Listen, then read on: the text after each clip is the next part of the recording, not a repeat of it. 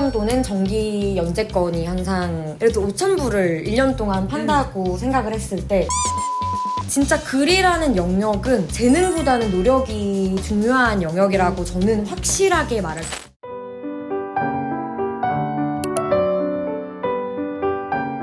안녕하세요. 안녕하세요. 누돈입니다. 여러분, 여행하면서 글 쓰는 삶 너무 멋지지 않나요? 저희 여행 작가로 정말 유명하신 안신혜 작가님을 모셔봤습니다. 와. 오늘 어떤 이야기 해주실 건가요? 이런 삶도 있구나. 약간 저렇게 살아도 될까? 저렇게 살아도 되는구나. 이런 얘기를 좀 전하고 싶어요. 저는 되게 어린 나이부터 시작했다고 알고 있거든요. 그 여행 작가가 되신 계기 좀 알려주세요. 이제 사실 여행 작가가 된 계기보다는 처음 제가 세계 여행을 떠났었을 때가 이제 만으로 따지면은 20살, 20살일 텐데 제가 이제 대학교 2학년 1학기 때 휴학을 하고 쓰리잡을 뛰고 그 돈으로 이제 세계 여행을 간 거예요. 왜 그런 마음을 갖게 됐냐면 그게 내가 약간 정해진 삶을 그대로 사는 사람이었거든요. 어떻게 보면 모범생이었고 말 얻은 적 없고 어디? 핫도그 대회. 2012년 모 대학교 배 핫도그 먹기 대회 여성부 우승자. 저는 그 어린 시절부터 꿈이 정말 어떻게 해서든 내가 제일 빛나는 나이에 반짝반짝 빛나면서 살아보고 싶다. 근데 왜 어른들이 그런 말 하잖아요. 20살 되면 예뻐진다. 고스란히 그 말 믿고 그럼 난 대학생 때 내가 정말 선망하던 여행을 꼭 해봐야겠다 라고 생각하고 세계 여행을 떠나야 되고 그 과정 속에서 글을 남기기 시작했죠. 어디다가 남겼어요? 페이스북에 글을 올리게 됐죠. 페이스북에 글을 올려요? 사진이랑 같이? 여행 사진이랑? 네. 근데 이게 처음에는 좋아요가 30몇 개. 제 셀카보다 많이 나오는 거예요. 그래서 너무 기쁜 거예요. 혹시 몰라서 한 번 더 올려봤어요. 한 번 더 올렸는데 좋아요가 60몇 개가 이제 찍힌 거예요.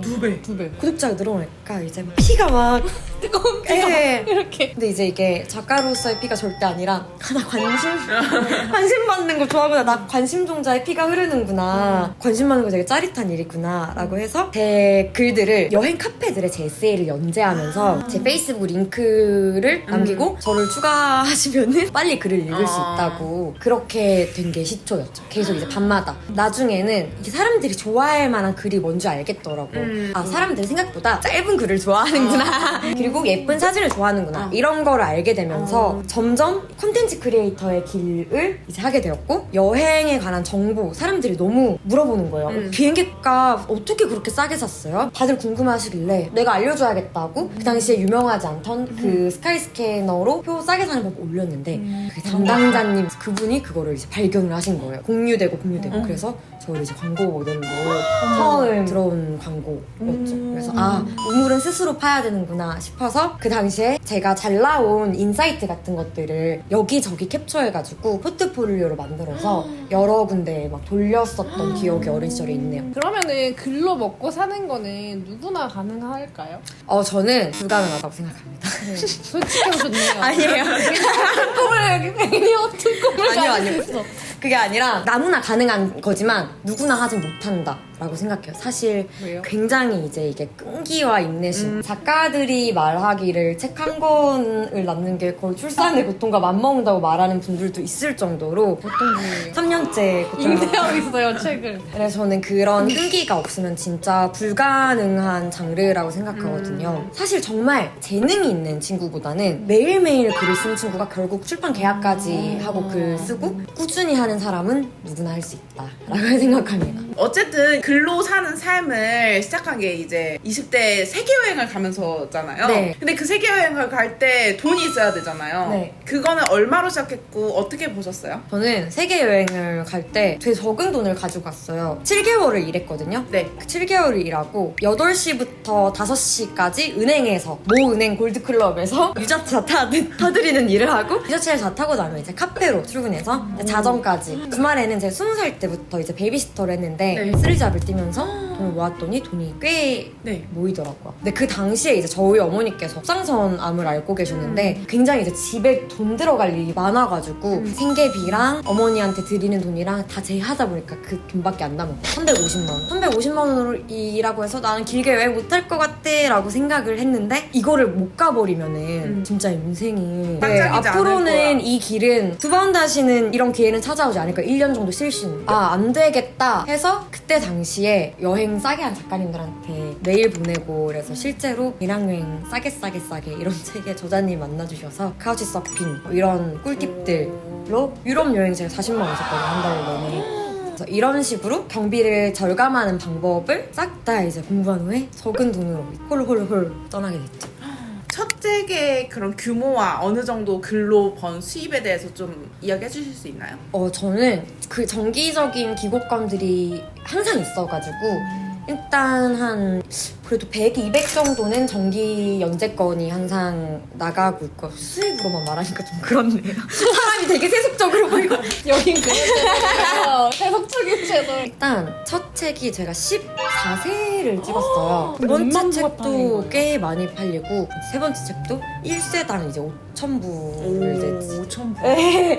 막 그렇게 이제 찍을 정도로 이제 팔린다. 근데 사실 그래도 5,000부를 1년 동안 판다고 생각을 했을 때 인세가 한 권당 15,000원이면 1,500원이면 750만 원? 그걸로 1년 삶을 못 살잖아요. 네. 그러니까 다른 거를 해야 되죠. 사실 이게 여행 크리에이터로서 원고료가 너무 안 올라요. 맞아. 존중을 해주시고 적당히 잘 대우를 해주시는 곳들도 많지만 저는 약간 방리담의 스타일로다가 전 글 쓰는 일을 와. 일이라고 생각이 안 들 정도로 오. 즐기거든요. 그래서 원고는 헐값에도 가능하니 많이만 주십시오. 그래가지고 약간 이런 식으로 정기 계약한 데가 많아가지고 좋아하는 일이니까. 그리고 사실 여행 크리에이터 중에 기고를 하고 있는 친구는 저밖에 없더라고요. 그 명단을 보면은. 글로 수입을 낼 수 있는 그 파이프라인이 어떻게 되느냐라고 여쭤보시면은 여행 작가가 하는 일이 강의, 여행 강의. 작가로서 도서관이나 그리고 중고등학교, 대학교에 강의 나가는 게 솔직히 수입이 정말 크고요. 그리고 두 번째가 이제 저처럼 기고.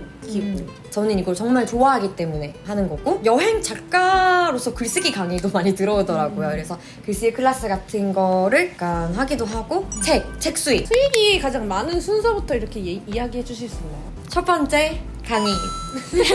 되게 무섭네. 네. 모든 작가, 뭐 장강명 작가님의 글이나 임경선 작가님의 글을 읽어도 전업 작가라고 하는 분들도 다 강의를 띱니다. 책으로 얻을 수 있는 가장 큰 수입은 강의. 두 번째는요? 두 번째는 아무래도 기고가 많은 것 같고요. 뒤에서 하는 일을 저도 좋아해서 기고 일을 많이 받다 보니까 일 자체의 양이 많다 보니까 수익도 자연스럽게 이제 많은 것 같고요. 사실 인세는 아예 1년에 2번 들어오는 일이라서 빼놓고 말하면 세 번째는 컨텐츠 크리에이터로서의 일? 그리고 다양한 일들을 하거든요. 되게 기고뿐만 아니라 뭐 이것저것 만드는데 참여를 한다거나 오디오북 같은 것도 제가 만들고 이런 것도 다 컨텐츠를 만드는 작업의 일환이라서 건 바이 건인데 이거는 매달이 있는 게 아니라 한 번 들어올 때 크게 벌 수 있어요.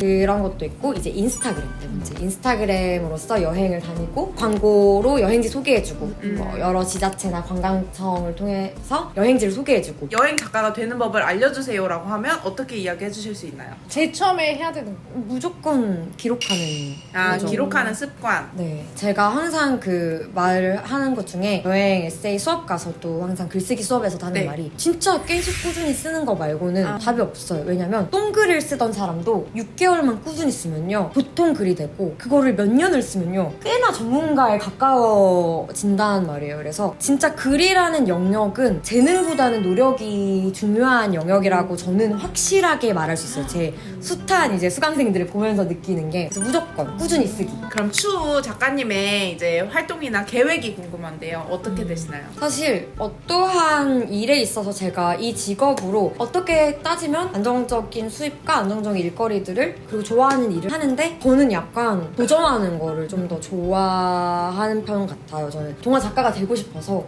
네, 동화 작가 수업도 많이 들었었는데 잘 어울려. 왜냐면 천진난만한 삶을 살아갈 수 있을 것 같아서 여행 작가는 낭만적인 삶이지만 동화 작가로 살아가면은 좀 더 어린아이의 시선으로 생각하게 되고 예쁜 마음을 가지고 살 것 같아서 근데 이거는 등단이 필요한 일이기 때문에 글 공부를 더 하거나 혹은 제가 아는 유명한 동화 작가님들이 일단 가르쳐 주신다고 해서 배우는 시간을 좀 가지고 한 30대 중후반부터는 동화 작가로서의 길을 걷고 있지 않을까. 물론 겸업으로 여행 작가도 하면서 제가 요즘이 아니라 거의 평생 가치관으로 살아온 멘트가 있는데 이건 제가 지은 멘트인데요. 인간은 어떤 선택을 해도 후회하게 되어 있다. 저는 이 삶이 아니라 다른 선택을 했어도 후회했을 거고 제가 이 삶을 선택했음에도 불구하고 그 팬데믹 기간에는 나는 왜 취직을 안 한 거지?